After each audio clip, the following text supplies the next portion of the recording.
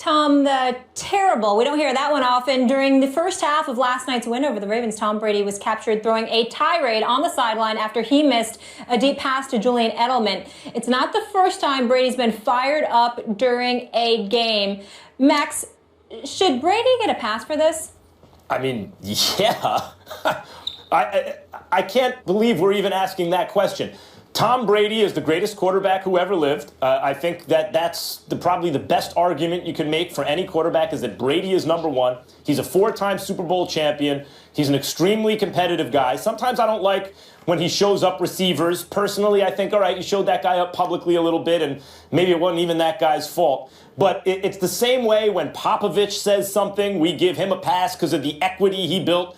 If this is Popovich's process, then that's the best process. So why are we questioning it? It's better than everyone else's process. If this is Brady's process, then that's the best one. He's entitled to do it.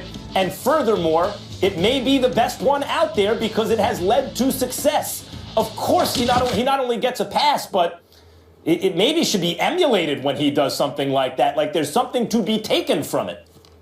Here's the deal.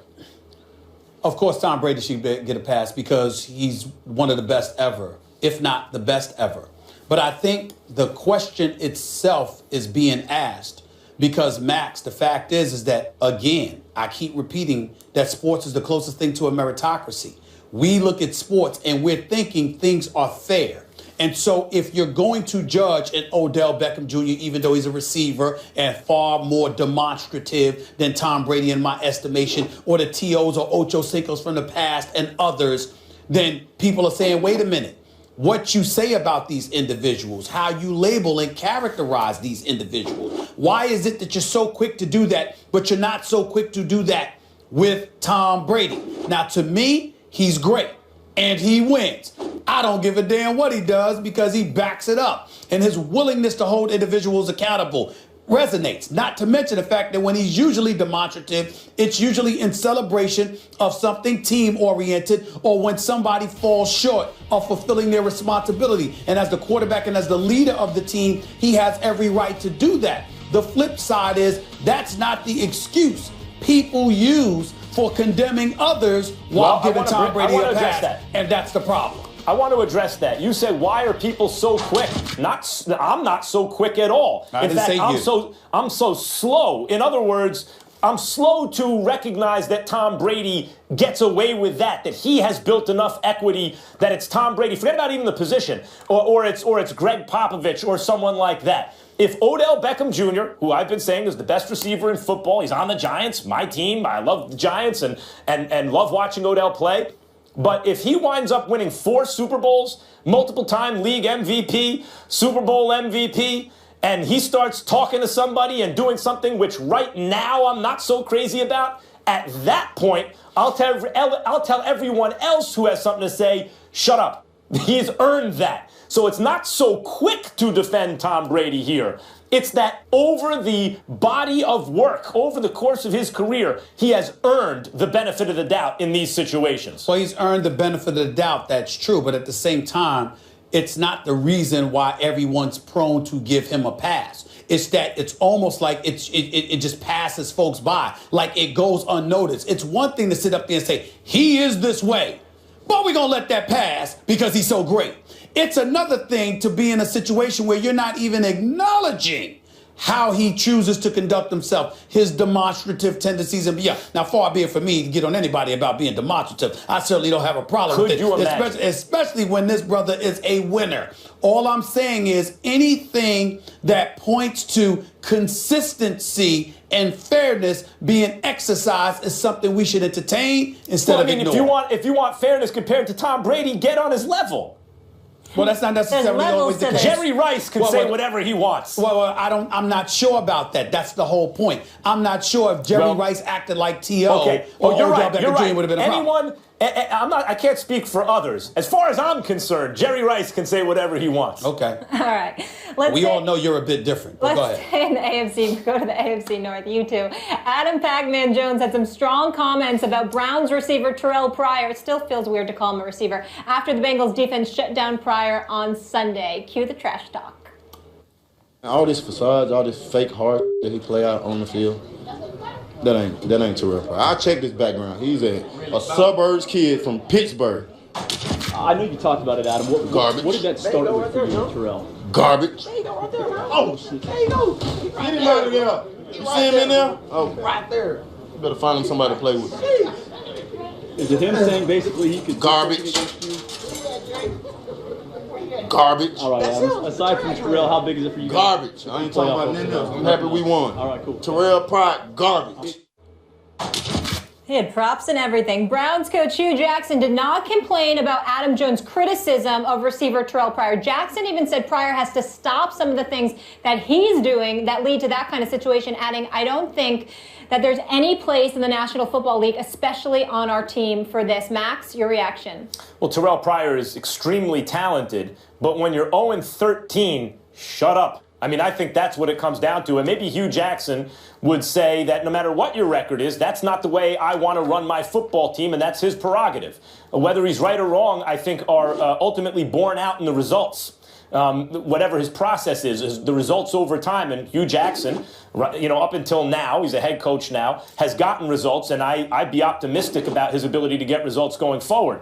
But to me, the issue is if you're 0-13, stop talking. You're 0-13. Why are you stirring the pot?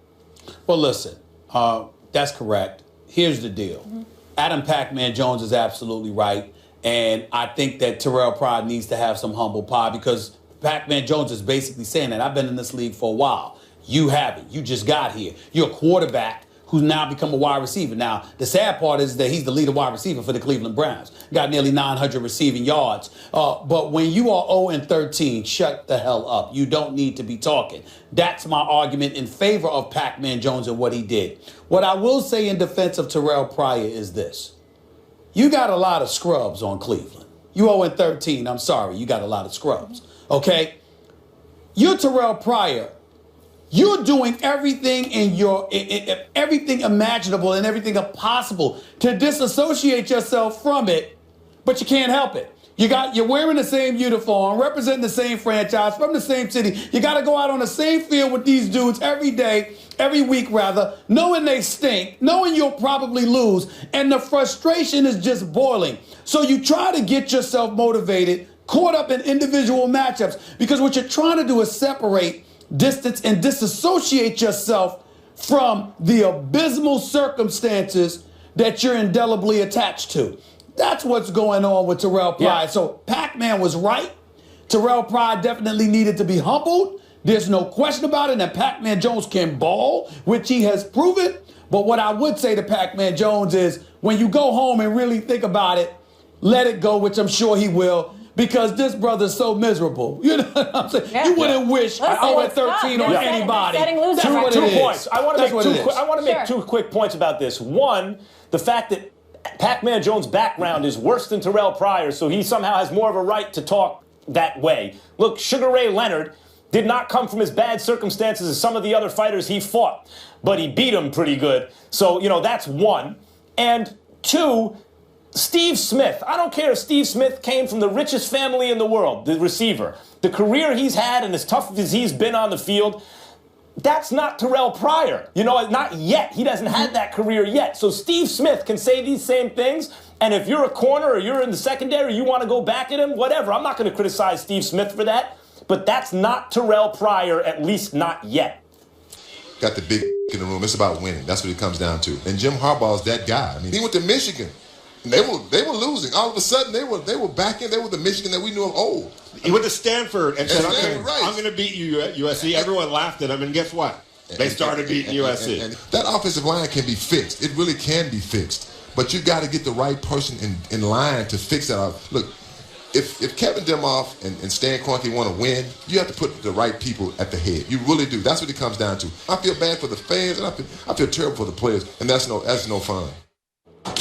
Eric Dickerson will get his VIP treatment back, rightfully so. That was him on AM 570 LA saying he wants Jim Harbaugh as the next head coach of the Rams after Jeff Fisher was fired yesterday. Max, who do you think should be the next head coach in LA? Well, of course, if you can get Jim Harbaugh, you go get Jim Harbaugh. The guy is a winner. He doesn't wear particularly well over time, it seems to me, in the NFL if you look at San Francisco. But even there, that was a tremendous, I thought over a 3-year period, when you look at all the evidence, even though they didn't win the Super Bowl, they were the best team over that period in the NFL. If it's not about him being an offensive or defensive, mastermind. As Mark Schlereth points out when he comes on this show, people are hung up on drafting, but there's also the element of development. And it's not exactly the same thing as drafting. Ideally, you draft the players you want and develop them in the ways that you think that's the reason you draft them. They can become this guy ultimately. But it's not exactly the same thing. And you look at players, for example, on the Patriots. Who was Julian Edelman? Who was Chris Hogan? Who was LeGarrette Blount? Who was Malcolm Butler? Who are these people? But they get to the Patriots, and because of the way they are developed there and then the way they're deployed, they are excellent, assets for a football team. So Jim Harbaugh, wherever he goes, will do that, it seems to me, and is an elite football coach, either on the college or pro level. And if you can get him, you get him. Well, you really stepped out on a limb there, and so am I, because I completely agree with you. You want to go and get Jim Harbaugh, and the reason why you want to go and get Jim Harbaugh, and I feel sorry for saying this because part of me doesn't want him to leave the kids at Michigan and what he's built there. I'd like to see him win a national championship before he gets. I mean, we rave about Jim Harbaugh, and I love him. I think he's a great, fantastic coach, but he didn't win a national championship at Stanford. He didn't win the Super Bowl championship at San Francisco. He hasn't won a national championship or been in the playoffs at Michigan, even though it's year 2, and he's clearly done a phenomenal job. So why should he be the ideal individual in Los Angeles? It's very, very simple. Because he got robbed in San Francisco. The fact of the matter is the San Francisco 49ers, they sat up there and they made him the scapegoat. Trent Baalke and Chip Kelly shouldn't be there, as far as I'm concerned. What they did to Jim Harbaugh is an absolute travesty. And the fact that he could end up in Los Angeles, out on the West Coast, in the same division as the San Francisco 49ers, I think would be poetic justice. And I think it's something that we all should clamor to take place. I definitely think that's the way to go. One comment about that, Stephen A.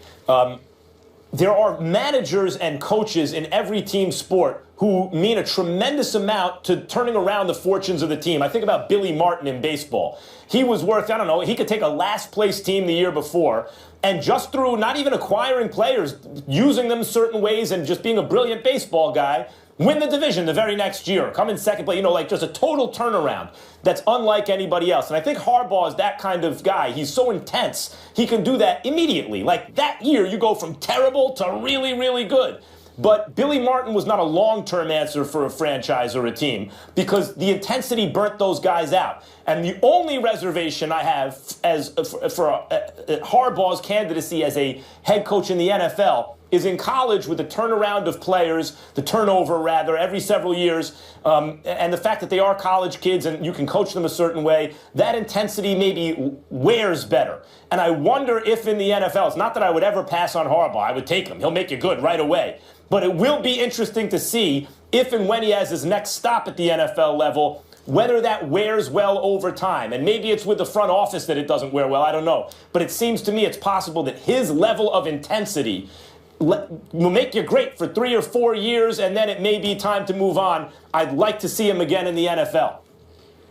It'll be interesting to see their laundry list of candidates right now, former coaches and obviously coordinators. But what an opportunity to turn around football in the city of Los Angeles, that sunshine. Well, obviously a lot of work to do. Here's the beauty of it. There's nowhere to go but up. Exactly. It's been so awful. The bar is set nice and low. The bar is set nice and low. And Jim Harbaugh is like the Larry Brown of football. He's Mr. Fix-It. Let's see what he does. Let's see if that's something that he would take. But they would be smart to extend the opportunity to. It'll be interesting to see how it plays out. Coming up next.